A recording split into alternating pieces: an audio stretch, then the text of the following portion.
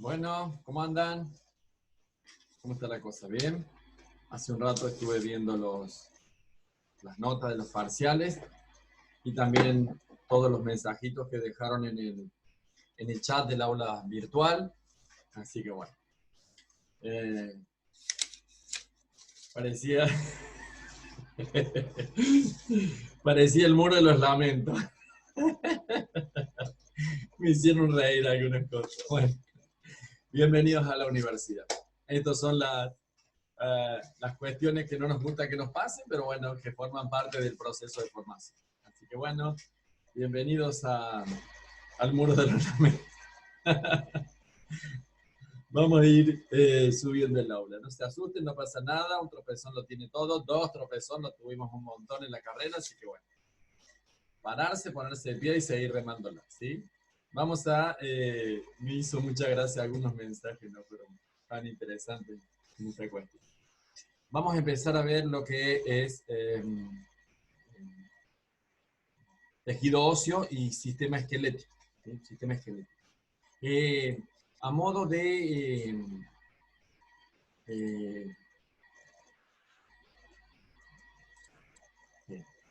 de... para que nos ubiquemos un poquito en esta cuestión, dentro de lo que es sistema esquelético, tejido óseo, que ustedes lo tienen en el aula virtual como sistema osteoarticular, bajo esta unidad vamos a estar viendo 5 unidades. Tejido muscular, sistema muscular, tejido óseo y sistema esquelético axial, sistema esquelético apendicular. Entonces, esas 5 unidades que ustedes la van a ver en la unidad de tórtora, la vamos a ver dentro de lo que es sistema osteoarticular, aquí en Ciencias Biológicas 1. Así que, bueno, eso porque van a ver que hay conceptos que están por ahí como más separaditos unos de otros, o algunos conceptos aparecen en una unidad, otros aparecen en otra. ¿Sí? Vamos a empezar viendo, bueno, ¿cuál es la función de este sistema osteoarticular? ¿Sí? Tiene múltiples funciones, y es de compromiso vital con el funcionamiento del organismo. ¿Se acuerdan cuando veíamos procesos vitales básicos, allá en Introducción a la Anatomía y a la Fisiología? Bueno, acá aparece un poquito esta cuestión de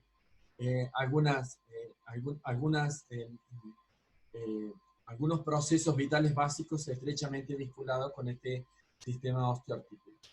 En términos de funciones vamos a encontrar el sostén. Cuando veíamos también Introducción a la Anatomía y a la Fisiología, veíamos esto que eran cavidades, ¿sí? Las cavidades. Y veíamos allí que había una serie de cavidades que venían a proteger, a resguardar. Bien, aquí aparece el sistema esquelético, los huesos, haciendo o dándole forma a esa cavidad o constituyendo esa cavidad. Entonces vamos a encontrar la cavidad craneana, vamos a encontrar la cavidad torácica o la cavidad del tórax. ¿Tá? Bien. Una de esas funciones tiene que ver con sostén. Toda estructura ósea va a ser al sostén de músculos, de órganos dentro de la caja torácica, sí, porque vamos a ver que hay una serie de ligamentos que se tensan, que se vinculan a todo lo que es la estructura ósea para darle sostén, ¿sí? Sostén en términos físicos, es decir, que nos podamos parar, sentar, acostarnos, cambiar de postura.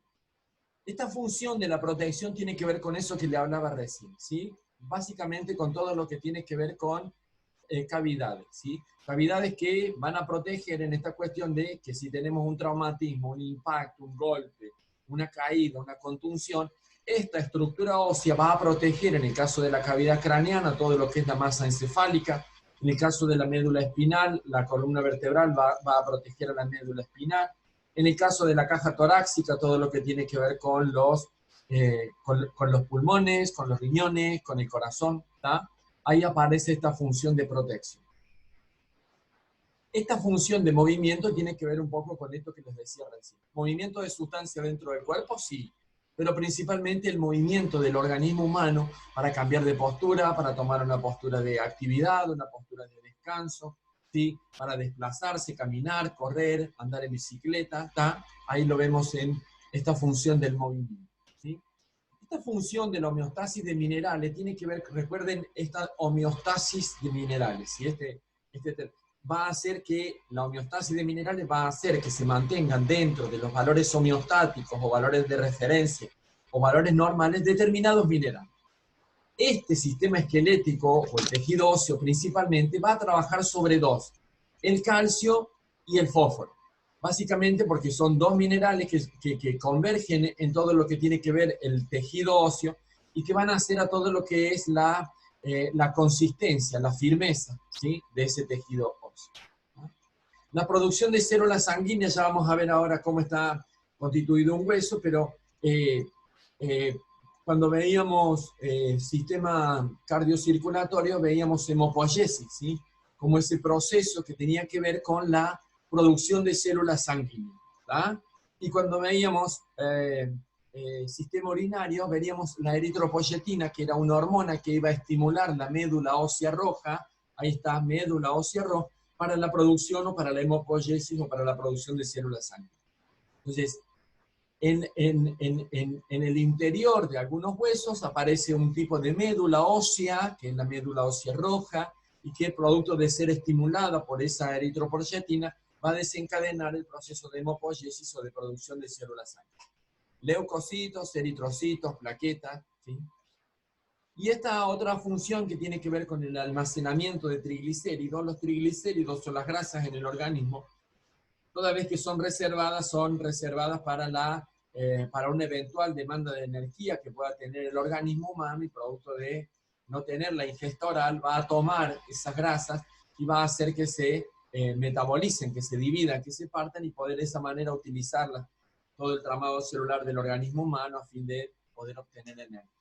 Entonces, el almacenamiento de triglicéridos en la médula ósea amarilla aparece ahí en esta cuestión de almacenar triglicéridos. Vamos a ver cómo están constituidos los huesos, o cuál es la estructura de un hueso, ¿sí? Para que lo entendamos mejor, deberíamos hacernos la pregunta, ¿qué es un hueso? ¿Qué es un hueso? Habitualmente tenemos la idea de un hueso, de ese fragmento amarillo, ese fragmento blanquecino, amarillento, que lo vemos en la televisión, o a veces en la carnicería cuando vamos a comprar, vemos el hueso pelado, aislado, o cuando vamos a algún depósito de basura, vemos que producto de algún animal que se ha desecado, que ha pasado el tiempo, aparecen los huesos así amarillentos, blanquecinos, con algunas tintitas un poco más oscuras. O, digamos, para algo más puntual, si vamos a algún cementerio, algún losario donde están los depósitos de cadáveres de vieja data, vamos a encontrar estructuras óseas que, digamos, tienen este color amarillento, amarronados en algunas. Bien. El hueso es mucho más que eso, digo esto, que eso en términos de ideas que tenemos. El hueso es un órgano del aparato, del sistema muscular, del sistema esquelético, perdón, es un hueso del sistema esquelético, y como tal vamos a encontrar que tiene vasos sanguíneos, o sea, venas y arterias. Vamos a ver la histología ahora en un ratito en términos citológicos, cómo está constituido. Vamos a ver que tiene vasos, le decía que llevan todos los nutrientes y el oxígeno, y también tiene vasos en términos de vena, que van a retirar todo lo que tiene que ver con el hueso. ¿Ah? Ahí vamos sobre eso. Vamos a ver ahora cómo es la estructura de un hueso, es decir, cuáles son las partes que conforman un hueso. ¿Ah? El cuerpo del hueso, o la parte más amplia o más significativa del hueso, es lo que se va a llamar la diáfisis, ¿sí? Entonces, la diáfisis está compuesta por el cuerpo del hueso, o la parte más pronunciada, más grande de ese hueso. Luego vamos a tener la epífisis, que son los extremos del hueso. Y ahí vamos a encontrar una epífisis proximal y una epífisis distal, ¿sí? Siempre sobre la epífisis, en todo lo que tiene que ver con articulación diartrósica, vamos a encontrar que tiene cartílago, ¿sí? No sé si habrán visto el video ya de articulación, pero van a ver que en términos funcionales vamos a encontrar tres tipos de articulaciones: la sinartrosis, la anfiartrosis y la diartrosis. Bien. La articulación de tipo diartrósica, que es una articulación que tiene un marcado movimiento, ¿sí? Siempre esas articulaciones van a estar vinculadas a lo que es que en su epífisis presenta cartílago. O en términos anatómicos hay otra clasificación y que son las articulaciones sinoviales, que también van a presentar artículos cartílagos. ¿Tá? Bien. Entonces vimos la diáfisis, vimos la epífisis, que teníamos una proximal y una distal, y que en aquellas articulaciones de tipo sinoviales, de tipo diartrósicas, siempre van a presentar cartílago en sus extremos. ¿Tá? Vamos a ver la metáfisis. La metáfisis es el segmento comprendido entre la epífisis y la diáfisis. No todas las estructuras óseas la tienen. La van a ver más marcada en todo lo que son los huesos largos. Fémur, húmero, cúbito, radio, tibia, peroné. ¿Ah? Ahí la vamos a poder identificar mejor. Mucha bibliografía también les va a hablar de la línea epifisaria. Es una lineecita, una línea que es como de hecho, como si fuera el trazado de un lápiz o de una bilome, de una lapicera, y que es una especie de reminiscencia de lo que fue el cartílago de crecimiento de cuando ese sujeto hoy adulto era pequeño. ¿Tá? Es decir, era el cartílago que iba a ir drenando diferentes células para hacer que ese hueso vaya creciendo, vaya aumentando su volumen hasta llegado los 18, 21 años más o menos, que es cuando la edad, o es la edad que cuando terminan de crecer los huesos en la persona. ¿Sí? Hay algunas patologías que tienen que ver con la continuidad del crecimiento del hueso, sí, pero en condiciones normales el organismo humano va a crecer hasta los 18, 21. Las mujeres por ahí dicen que termina un poquito antes esta cuestión del crecimiento. ¿Qué otra cosa vamos a encontrar? El cartílago articular, esto que les decía recién, que sobre la epífisis vamos a encontrar el cartílago articular. Otro elemento de la estructura de ese hueso es el periósteo. ¿Qué es el periósteo? Es una lámina de tejido sumamente consistente que va a envolver a esa estructura ósea. Cualquiera sea, va a tener periósteo. Cualquiera sea el hueso al que estemos haciendo referencia, va a tener periósteo, sí. Es una lámina de tejido óseo que es sumamente consistente y que lo va a envolver, le va a terminar de dar forma. Otra parte u otro elemento dentro de la estructura del hueso que vamos a encontrar es la cavidad medular, ¿sí? La cavidad medular. O también lo van a encontrar con el nombre de cavidad ósea, ¿sí? Está haciendo referencia a lo mismo. Tiene que ver con esa estructura que va a tener el hueso, ¿sí? Que es justamente donde se va a alojar la médula ósea amarilla y la médula ósea roja. ¿Ah? Para que se hagan una idea de esto, ¿sí? Habrán comido alguna vez caracú, ¿sí? En la comida, en el puchero habrán comido caracú. Bueno, si ustedes toman ese hueso, ¿tá? Van a ver que en el interior de ese hueso hay una sustancia más bien grasosa, ¿sí? Bien, eso sería la médula ósea. ¿Ah? La cavidad medular sería el espacio que está constituido dentro del hueso. ¿Ah? Bien. Entonces, la cavidad medular es el espacio que está comprendido dentro del hueso. Va a variar de un tamaño de un hueso a otro, sí, en función al tipo de hueso que sea. Y por último tenemos el endósteo, ¿sí?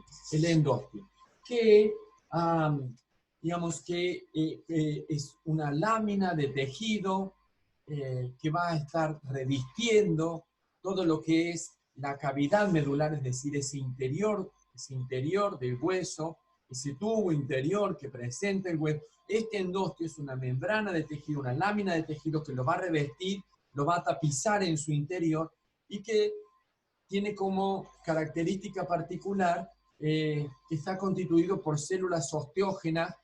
También la van a encontrar con el nombre de células madres del tejido óseo, o también lo van a encontrar con el nombre de células osteogénicas, ¿sí? Digamos, a las células que van a constituir este tejido.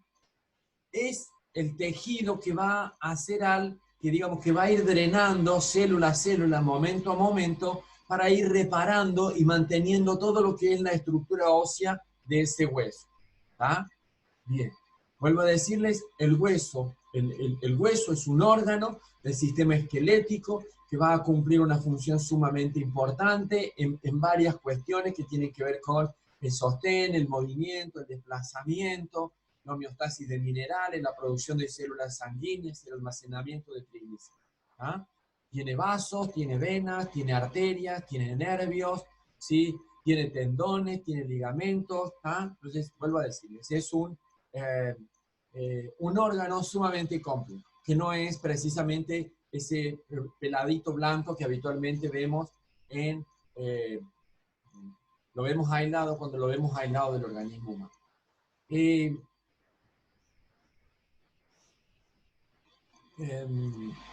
Quería decirles algo, se me fue. Bueno, se me fue.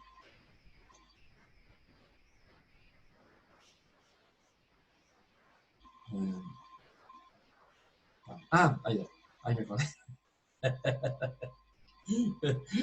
Se atravesó el coágulo y vino el cachetazo. Habrán visto ustedes, o se habrán encontrado muchas veces con alguna persona que ha tenido algún tipo de traumatismo, algún tipo de accidente, ¿sí? Especialmente esos accidentes de moto, donde los impactos son muy fuertes y donde el traumatismo del hueso, cuando digo traumatismo digo herida, digo lesión, ¿sí? Traumatismo tiene que ver con eso, con una lesión, con un impacto que inscribe una alteración en ese tejido, ¿sí? Yo digo un traumatismo de cráneo, ¿sí? Estoy hablando de una lesión que se ha producido en el cráneo, producto de algún impacto, de alguna contunción, de algún golpe. ¿Ah? El traumatismo tiene que ver con lesión, tiene que ver con herida. ¿Que puede sangrar o no? Puede ser una herida abierta o una herida cerrada. Si una herida abierta tiene que ver, por ejemplo, cuando si yo me realizo un corte sobre la mano, sobre la muñeca, sobre el brazo, sobre la pierna, con algún elemento cortante. Un cuchillo, una tijera, un bisturí, o en un impacto, en un choque con un vidrio, eso es una herida abierta porque sangra, ¿sí?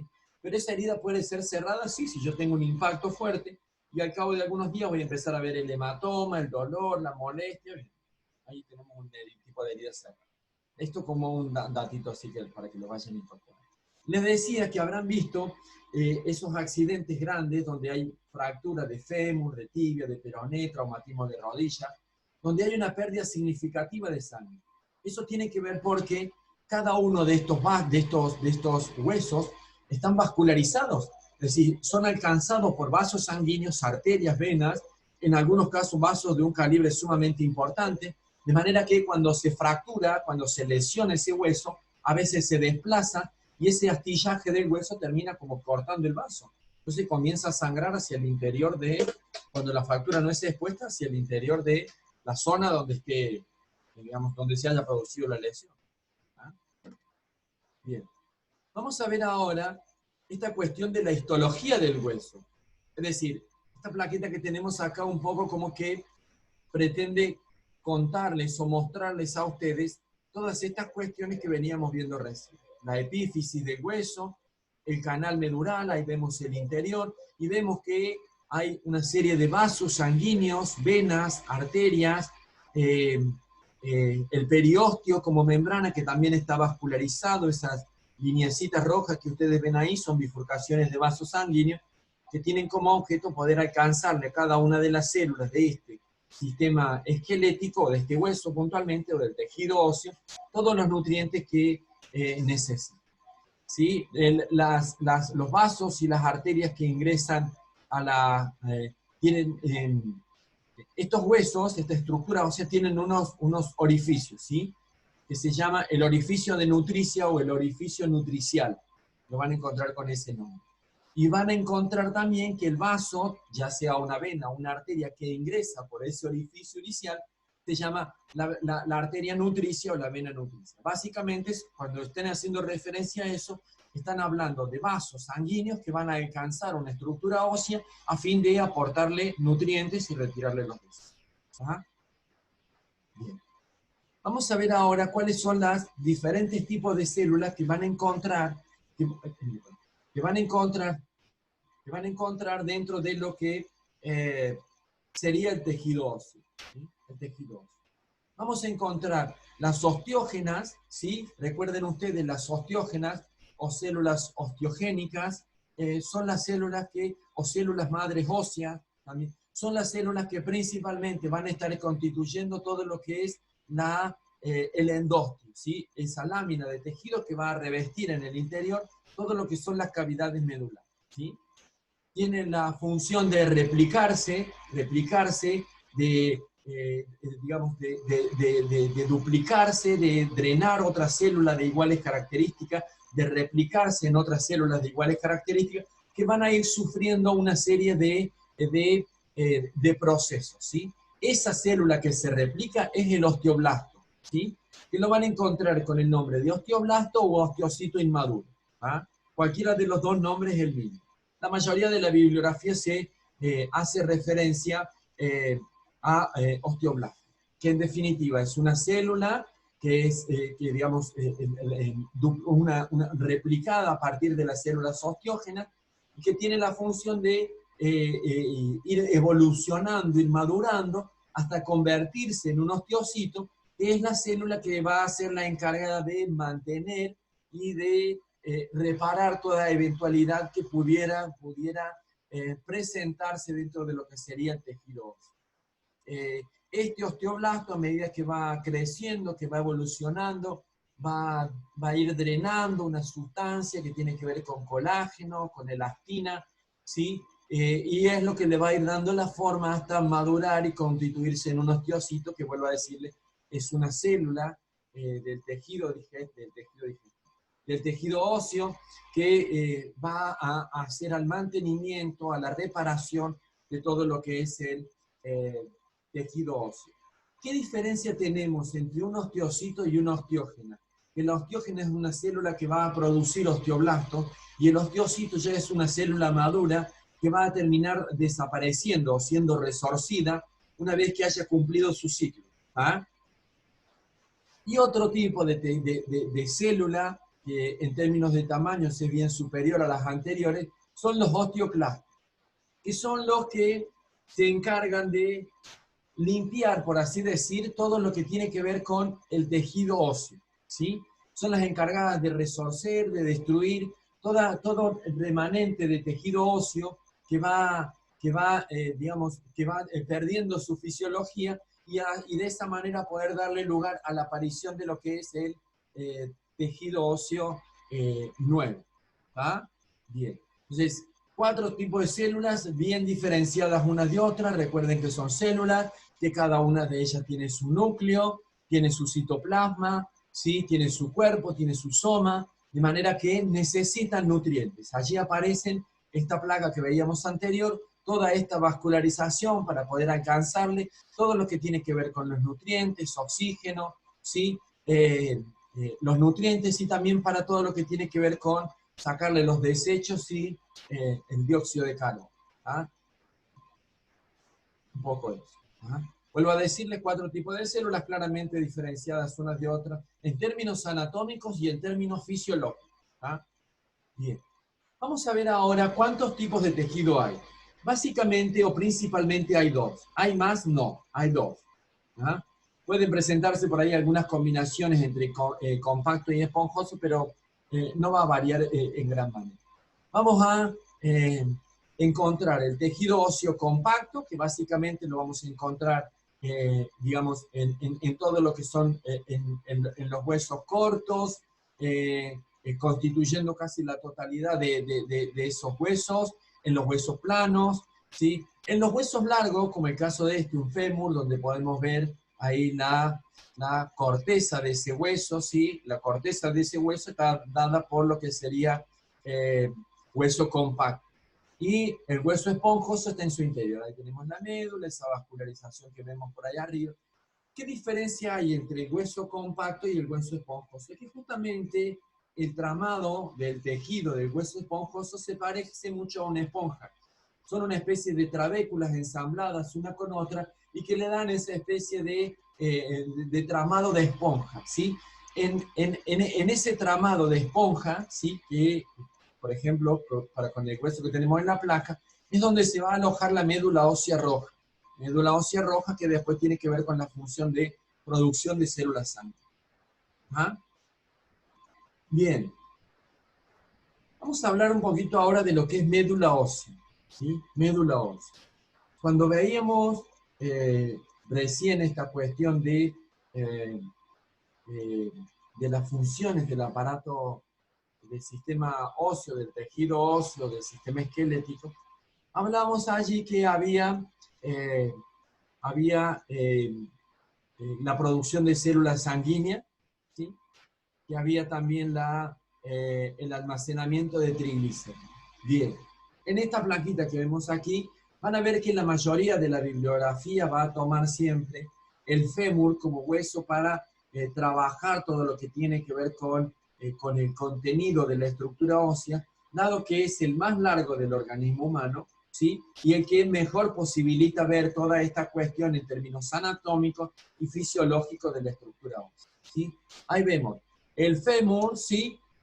La epífisis distal, la epífisis proximal, la diáfisis, ¿sí? La metáfisis, en este caso no tenemos una corte para poder ver la línea epifisaria, pero podemos ver el periósteo, ¿sí? El endostio y la médula ósea, ¿sí? La médula ósea, que en el caso de la roja va a estar alojada en todo lo que es hueso, tejido óseo esponjoso, ¿sí? Y que va a cumplir la función de producir glóbulos rojos, va a cumplir la función de producir glóbulos blancos, linfocitos, monocitos, basófilos, y también va a cumplir con la función de producir plaquetas. ¿Ah?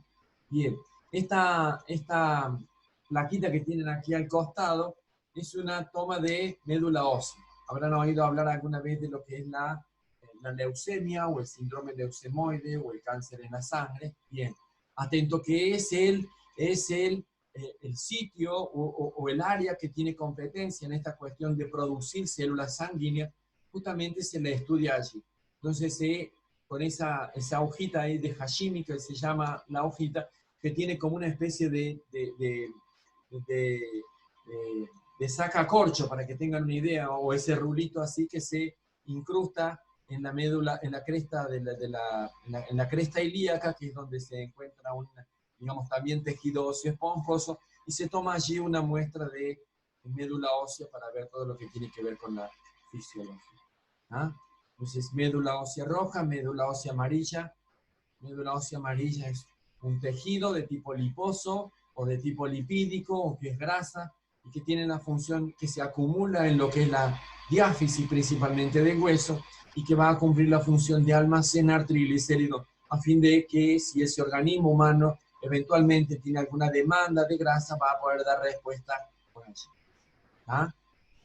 Bien, vamos a ver ahora qué es una fractura, ¿sí? En qué consiste una fractura y cuáles son los tipos de fractura en los que nos vamos a poder encontrar. Vamos a hablar de fractura o vamos a conceptualizar fractura, vamos a decir que una fractura es toda discontinuidad de un tejido óseo, ¿sí? Entonces, ese tejido óseo que en condiciones normales se encuentra íntegro, ¿sí? La fractura viene a ser justamente una discontinuidad, ¿sí? Una discontinuidad de ese tejido óseo.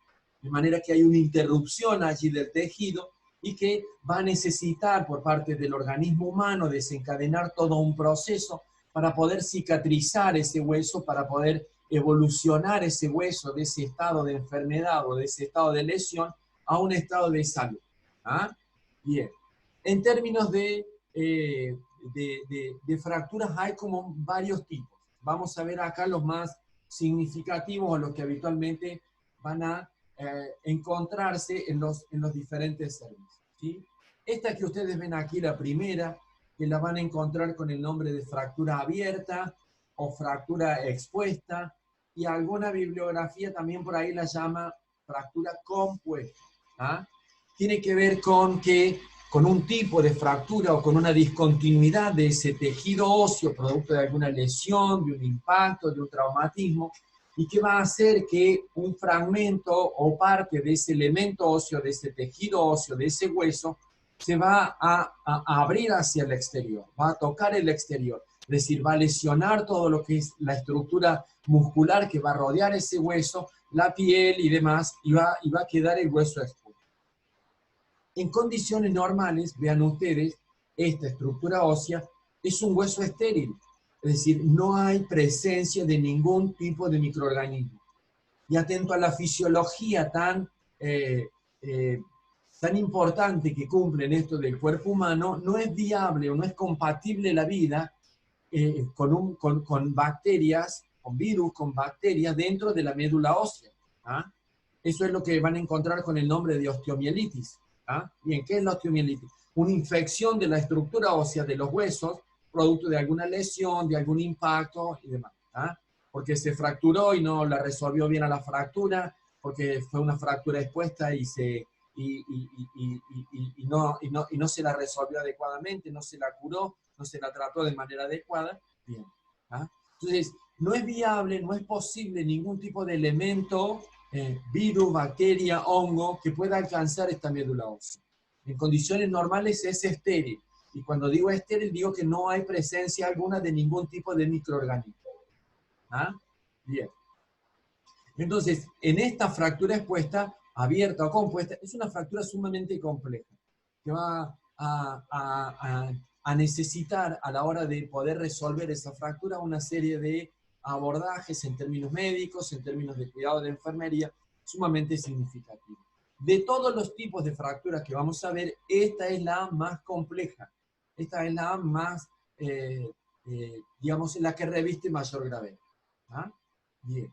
Otro tipo de fractura es la fractura simple, ¿sí?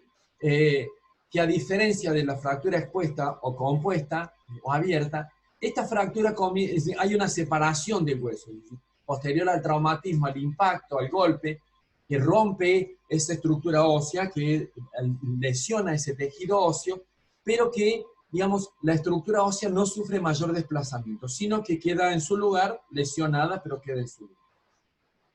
Luego vamos a tener lo que es la fractura transversa, ¿sí? En donde la lesión tiene una forma más de tipo oblicua. Esta ilustración por ahí no la muestra del todo bien, pero tengan en cuenta que es una lesión de tipo oblicuo o inclinada o al cejo, la lesión que se ha producido. ¿Ah? Esa es una lesión. Otro tipo de fractura que vamos a encontrar, tanto la simple como la transversa, suele ser producto de alguna caída de la altura, de la propia altura, alguna caída de un elemento un poco superior, pero que no va muy arriba, que no tiene tanta altura. ¿Sí? Un buen tropezón por ahí puede ser una fractura simple, transversa. La fractura conminuta se va a diferenciar del resto de las fracturas porque en el segmento donde se ha producido la fractura hay toda una partición, hay un hueso que se lesiona, que se muele, que se divide, ¿sí? Queda como una especie de viruta del hueso. ¿Ah? Entonces, es otra fractura que también después de la abierta o expuesta tiene significativa complejidad, de manera que el tratamiento suele resolverlo de manera quirúrgica.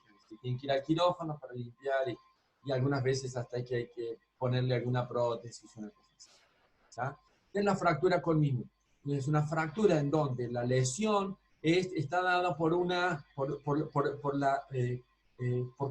el hueso, digamos, se ha molido.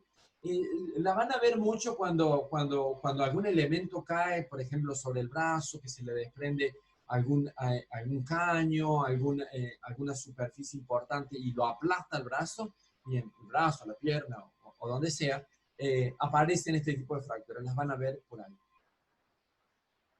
Esta fractura, la otra que vamos a ver, tiene que ver con la fractura espiralada. Que la fractura espiralada puede tener separación de la estructura ósea o no, pero básicamente se constituye una espiral que rodea esa estructura ósea, que rodea ese hueso, ¿sí? Y que forma lo que bien podríamos decir una espiral. De hecho, de ahí toma el espiral, ¿sí? Es decir, va como trepando la lesión en el hueso. A veces está separado y a veces no, pero lo que intenta aquí mostrar es un poquito el tramado de la lesión o de la discontinuidad ósea o de la fractura que presente. Otro tipo de fractura que van a encontrar es la impactada. Este tipo de fractura se caracteriza porque una parte del hueso como que se incrusta dentro de la otra parte. ¿Sí? Es decir, hay una fractura y en esa misma fractura una parte de ese hueso se incrusta, se introduce dentro de lo que sería la cavidad medular del mismo hueso. ¿Ah? Esto lo van a ver con mucha frecuencia en aquellas personas que hacen saltos, ¿sí? Que hacen algún salto importante o que caen de arriba de un techo, o de arriba de alguna superficie de 3, 4 metros que se largan, o porque están huyendo, corriendo de algún peligro, una cosa así, se largan y caen bien. Es normal que aparezcan este tipo de fracturas impactantes. ¿Ah? Y otra fractura que van a encontrar, o que la van a ver con cierta frecuencia, es la fractura en tallo verde, que se llama. O también lo van a encontrar con el nombre de fractura incompleta. Como una especie de lesión o de rajadura que hace el hueso, que no se abre, ¿sí? Que no, en muchos casos a veces ni siquiera tiene causa aparente, se la descubre, digamos, por algún hallazgo, por alguna pesquisa, o porque a veces refieren un poquito de dolor. Son como bastante comunes en los niños, en los adolescentes, ¿sí? Que por ahí por algún impacto, una cosa así. Hay una lesión, hay una línea en el hueso, ¿sí? Por eso se le llama entallo verde, fractura incompleta. Bien, toda vez que se ha producido algún tipo de fractura, en algunos casos solamente van a resolverlo con alguna prótesis, es decir, con alguna fijación del miembro en el donde está localizada esa fractura, pero en otros casos van a necesitar o van a resolverla de manera quirúrgica, principalmente una conminuta, una fractura abierta o expuesta, ¿sí? Algún tipo de fractura impactada también tiene que ir digamos, iniciar su proceso de recuperación o terapéutico a partir de un procedimiento quirúrgico. En condiciones normales, ¿el organismo humano está preparado para resolver una fractura? Sí. Vamos a ver ahora cómo es que se da ese proceso para resolver una fractura. Van a presentar diferentes características en términos de tiempo, es decir, hay algunas personas que en función a la fractura, en función a la edad, en función a alguna connotación fisiológica o anatómica que tengan, por ejemplo, si tienen alguna alteración en las células sanguíneas, si tienen algún tipo de patología que tengan que tomar algún tipo de medicamento, ¿sí? Todos esos elementos van a hacer que este proceso de cicatrización de esa estructura ósea o este proceso para resolver esa fractura va a variar. En algunos casos poco menos, en otros casos poco más. Pero básicamente va a recorrer 4 etapas. Son las que vamos a ver ahora. La primera etapa, ¿sí? Que vuelvo a decirles, esta cuestión de los tiempos es relativo a qué? A la edad, a la estructura ósea que se ha lesionado, no es lo mismo un hueso de la columna vertebral que un cúbito, un radio, una falange, ¿sí? Cada uno de esos huesos tiene como su tiempo para resolver. Entonces, lo que primero va a aparecer posterior a esa lesión o a esa fractura es el hematoma o inflamación por fractura. ¿Tá? Recuerden que habíamos visto recién que esta estructura ósea estaba vascularizada, es decir, presentaba una importante cantidad de vasos sanguíneos, venas, arterias, venulas, arteriolas, capilares, sí. ¿Ah? Bien, entonces posterior a ese traumatismo aparece lo que sería el hematoma o inflamación por fractura. Básicamente hematoma porque hay un sangrado que generalmente terminan conteniéndolo los músculos de alrededor y es lo que forma el hematoma por fractura. Esa misma sustancia que es sangre va a ser la encargada de comenzar el proceso de cicatrización o reparación de la fractura ósea. ¿Ah? A la evolución de eso, en condiciones normales, allá por el día 12, 13, 15, va a comenzar a aparecer el callo inmaduro.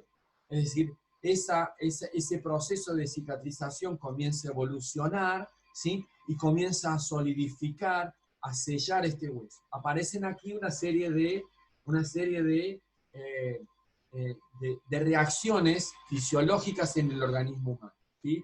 Recuerden que el periósteo era un tipo de tejido que estaba recubriendo en el interior del endostio y que tenía células osteogénicas. Bueno, ese proceso se eleva, se acelera, producto de que esa estructura ósea está necesitando los osteocitos o los osteoblastos, ¿tá? Para comenzar el proceso de cicatrización. Entonces, allá por la semana 2, semana 3, aparece lo que sería el callo inmaduro, ¿sí? Es decir, la evolución de esa fractura, la evolución de la cicatrización de esa fractura, comienza con el proceso de solidificación y alcanza el segundo estadio, que sería el del callo inmaduro. ese callo inmaduro comienza, digamos, continúa la evolución en términos de cicatrización y aparece lo que es el callo maduro. Que buena parte, o muchas veces van a encontrar que ese callo maduro está dado por estructura ósea de tejido esponjoso, ¿no? Que al continuar evolucionando termina remodelando la estructura ósea y al cabo de algún tiempo no queda ni reminiscencia de lo que fue la fractura en su momento. ¿Ah? Entonces, básicamente vamos a encontrar 4 etapas. La formación del hematoma por la fractura, la formación del callo fibrocartilaginoso, del callo inmaduro, ¿sí? La formación del callo óseo y por último lo que sería la remodelación ósea. Vuelvo a decir, esto es en líneas generales. Luego tenemos la particularidad de cada uno de esos casos que van a variar en términos de tiempo y en términos de cómo lo resuelve cada una de las cosas. En líneas generales, este es el recorrido que hacemos. ¿Está? Bien. Vamos a encontrarnos en la próxima clase para ya empezar a ver lo que son los diferentes tipos de hueso. ¿Está?